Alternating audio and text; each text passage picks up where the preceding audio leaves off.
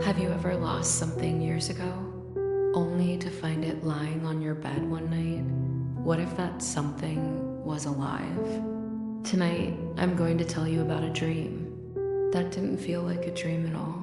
I remember that night clearly. I went to bed just like any other night. The room was quiet, too quiet. It was that strange silence you get before a storm. My phone was on the side table, the lights were off, and for once, I thought I'd get a peaceful night's sleep. Somehow, sleep came quickly, but when I opened my eyes again, there it was. A doll, lying right next to me on the bed. Not just any doll. The same doll I had when I was a little girl. The one that went missing years ago and never came back. I froze. Her face was pale, her dress old and dirty.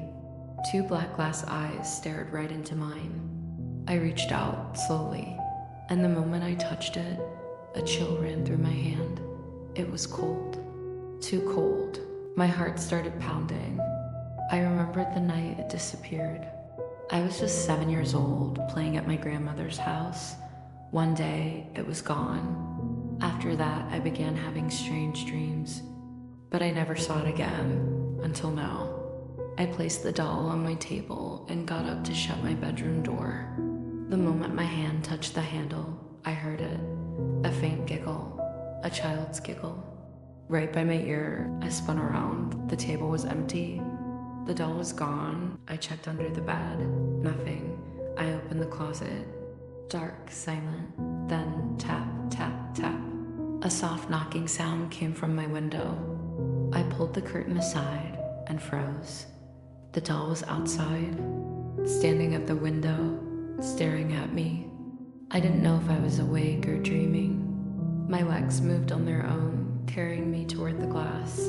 I unlocked the window, and a gust of cold air rushed in. The doll fell inside. One of her eyes twitched, as if it was alive.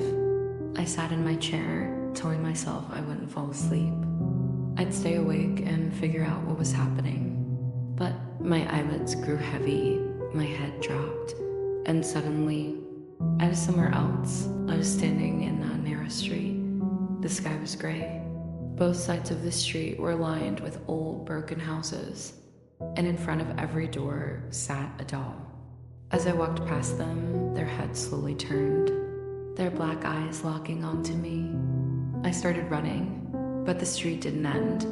Every corner I turned led to another street, more dolls, more eyes. Finally, I reached an old mansion. Its huge wooden door creaked open, on its own. Inside, in the center of a dusty room, was a small chair, and on that chair sat my doll. Her head tilted slightly as she looked at me. Then she spoke. Her voice was like a child's, but broken, distorted.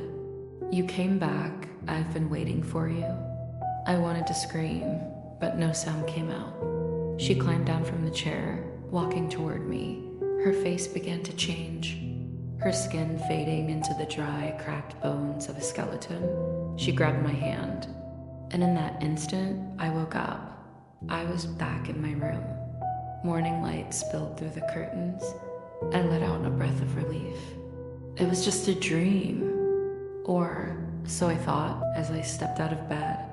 I felt something cold under my foot. I looked down. It was the doll, only now. Her eyes glowed bright red. To this day, I don't know if it was really a dream, or if I've been trapped inside her dream ever since. All I know is some things are never meant to return. And when they do, you should never let them in.